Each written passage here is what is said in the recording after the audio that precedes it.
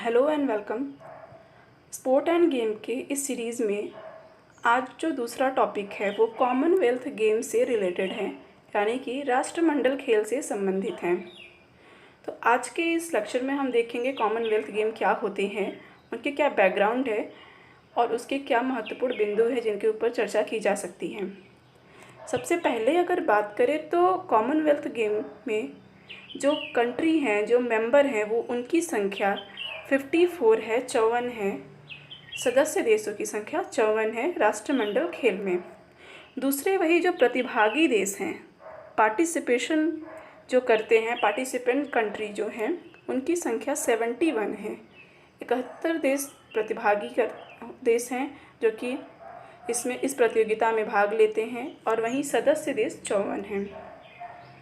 आगे हम देखेंगे कॉमनवेल्थ गेम के कुछ टॉपिक्स को, कुछ पॉइंट्स को, जो कि काफ़ी इम्पॉर्टेंट है एग्ज़ाम के दृष्टिकोण से। तो इसमें हम देखेंगे कि कॉमनवेल्थ गेम एक अंतर्राष्ट्रीय बहुखेल प्रतियोगिता है।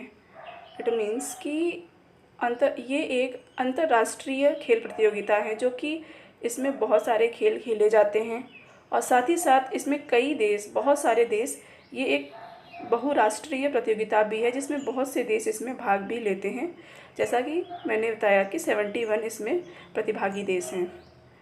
कॉमनवेल्थ गेम हर 4 साल में आयोजित होता है।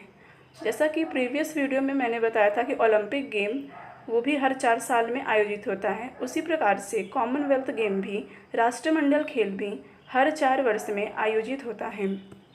बात करें इसके आयोजन की, तो राष्ट्रमंडल खेल का पहला आयोजन, फर्स्ट आयोजन ऑफ कॉमनवेल्थ गेम्स, वो हुआ था 1930 में हैमिल्टन कनाडा में। हैमिल्टन कनाडा में 1930 में राष्ट्रमंडल खेल का पहला आयोजन हुआ था, जिसमें 11 देशों ने पार्टिसिपेट किया था, और उसमें कुल 400 प्रतिभागी शामिल थे। 400 प्रतिभागी शामिल थे, 11 देशों के प्रतिभागी, जिनकी संख्या 400 थी। बात करते हैं इस पहले आयोजन का जो विचार आया था, वो आया था एशली कपूर को। उन्होंने ही इसका सुझाव दिया था कि एक बहुराष्ट्रीय लेवल पे एक ऐसा गेम, ऐसा प्लेटफॉर्म होना चाहिए जिसमें सभी देश और सभी देश के प्रतिभागी अपना पार्टिसिपेशन दिखा सके, उसमें भाग ले सकें।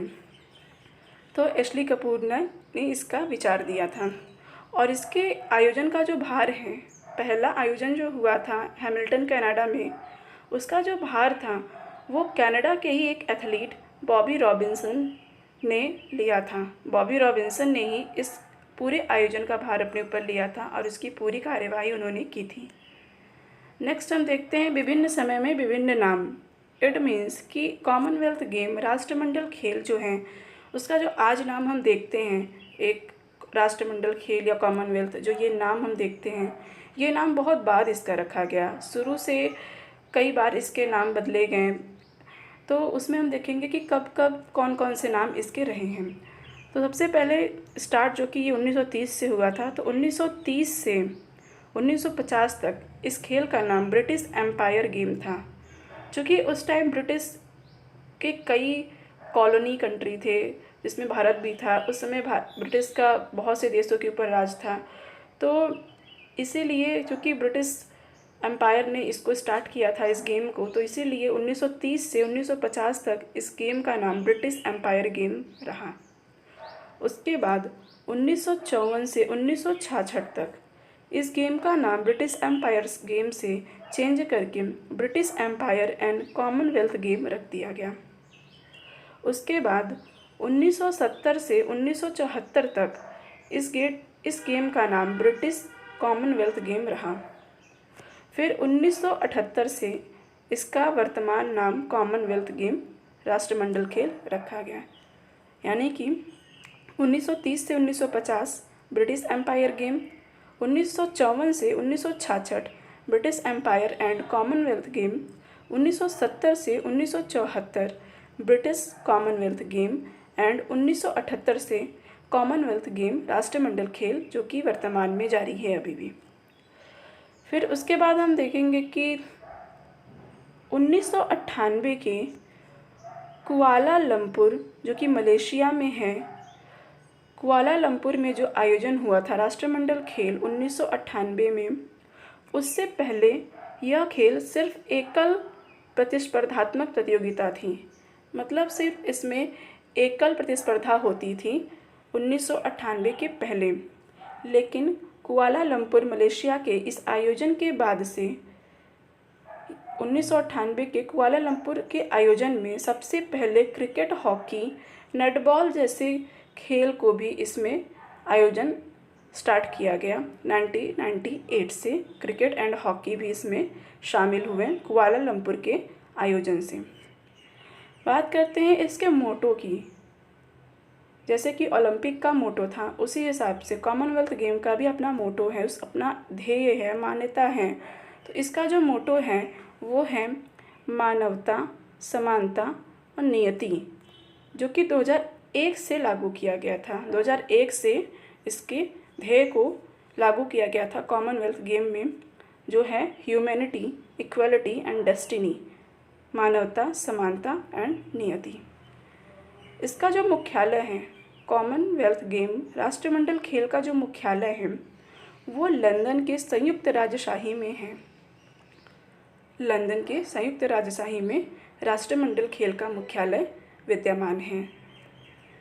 वहीं अगर इसके प्रतीक चिन्ह की बात की जाए तो जैसे कि ओलंपिक का जो चिन्ह था, जो प्रतीक था, वो 5 छल्ले थे जो कि अलग अलग कॉन्टिनेंट को रिप्रेजेंट करते थे। लेकिन कॉमनवेल्थ गेम में ऐसा कोई यूनिक सिंबल नहीं है जिसको कि ऑल ओवर ढंग से यूज किया जाए। तो इसका क्या है प्रोसेस, इसमें क्या किया गया है कि जो देश आयोजन करते हैं कॉमनवेल्थ गेम का आयोजन जिस भी देश में होता है, उस देश के मुताबिक ही इसका चिन्ह रखा जाता है, इसका लोगो रखा जाता है।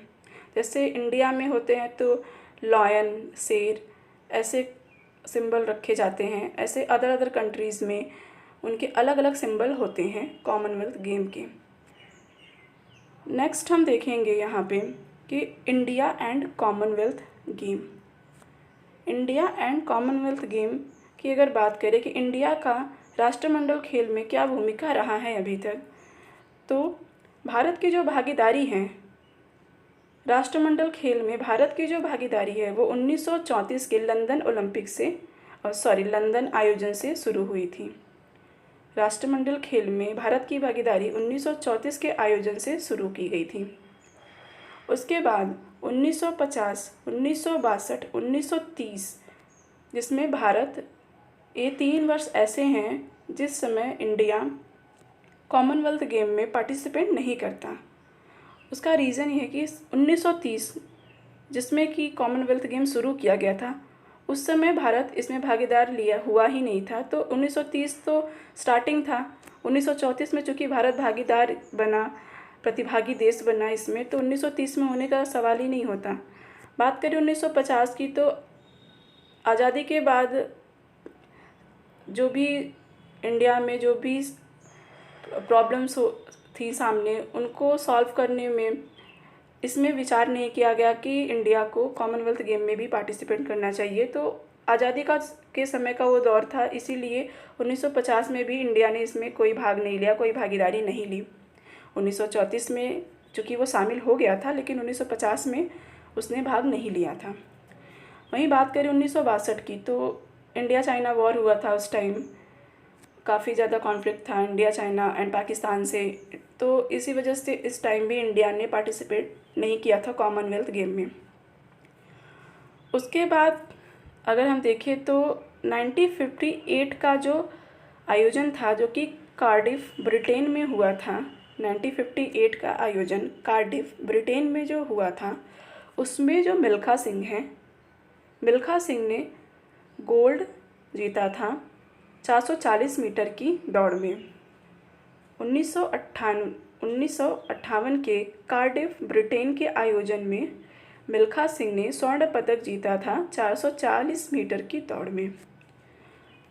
बात करें भारत में कॉमनवेल्थ गेम के आयोजन की, तो जो 19वां आयोजन हुआ था राष्ट्रमंडल खेल का, वो नई दिल्ली में हुआ था, यानी कि भारत में हुआ था, जो कि 2010 में हुआ था।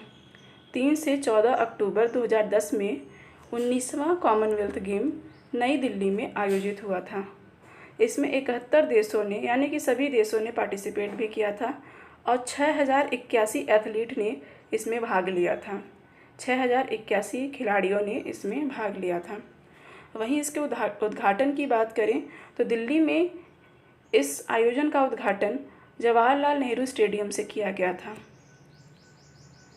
और कृष्णा पुनिया जो कि एक एथलीट हैं, इस आयोजन में 19वें आयोजन में 2010 के डिस्क थ्रो एक गेम है जिसमें इन्होंने स्वर्ण पदक जीता था। कृष्णा पुनिया ने 2010 के नई दिल्ली आयोजन में। बात करते हैं डेविड डिक्सन पुरस्कार की, तो ये ऐसा पुरस्कार है जो कॉमनवेल्थ गेम में सर्वश्रेष्ठ खिलाड़ी को ही दी जाती हैं। वो किसी भी कंट्री का हो, जो खिलाड़ी सबसे ज़्यादा अच्छे से अपना प्ले करता है, जो सर्वश्रेष्ठ खिलाड़ी होता है, उसी को डेविड डिक्सन पुरस्कार दिया जाता है। तो इंडिया में सबसे पहले ये पुरस्कार 2002 के आयोजन में नताली को स्विमिंग में मिला था और वहीं दूसरा पुरस्कार डेविड डिक्सन पुरस्कार दूसरी बार समरेश जंग को 2006 में मिला था। इसके कुछ अदर पॉइंट को अगर देखें तो जो 20वां आयोजन था, 20वां आयोजन जो कि 2014 में हुआ था, वो ग्लासगो स्कॉटलैंड में हुआ था।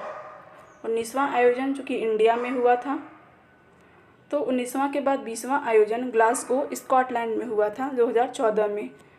2010 के बाद 4 साल बाद 2014 में ग्लासगो में 20वां आयोजन हुआ था राष्ट्रमंडल खेल का।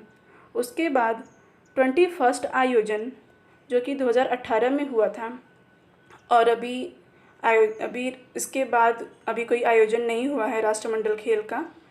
तो 21वां आयोजन भी काफ़ी ज़्यादा महत्वपूर्ण हो जाता है राष्ट्रमंडल खेल से संबंधित। और साथ ही साथ 19वां चूँकि भारत में हुआ था तो ये भी काफ़ी ज़्यादा इम्पॉर्टेंट है। और साथ ही लास्ट 21वां जो आयोजन ऑस्ट्रेलिया में हुआ था, ऑस्ट्रेलिया के गोल्ड कोस्ट सिटी में 4 से 15 अप्रैल 2018 के बीच में ये आयोजन 21वां आयोजन हुआ था। और इसका जो उद्घाटन रहा है ऑस्ट्रेलिया के गोल्ड कोस्ट सिटी के करारा स्टेडियम में हुआ था। ऑस्ट्रेलिया के गोल्ड कोस्ट सिटी के करारा स्टेडियम में इसका आयोजन हुआ था 21वें राष्ट्रमंडल खेल का। और इस आयोजन में इस साल जो इंडिया था वो तीसरे स्थान पे आया था राष्ट्रमंडल खेल में। और ऑस्ट्रेलिया एक ऐसा देश है जिसने 5 बार राष्ट्रमंडल खेलों की मेज़बानी की है। और एक तो 21वां आयोजन जो कि गोल्ड कोस्ट सिटी में हुआ था ऑस्ट्रेलिया के, इससे पहले जो 4 और आयोजन थे वो Melbourne, Brisbane, Perth and Sydney में हुए थे।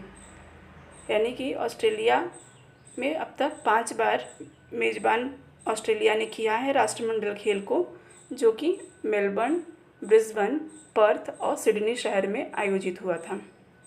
वहीं बात करें आगामी जो राष्ट्रमंडल खेल का आयोजन है, यानी कि 22वां आयोजन ऑफ कॉमनवेल्थ गेम, ये होगा इंग्लैंड के बर्मिंघम शहर में, जो कि 27 जुलाई 2022 से शुरू होगा।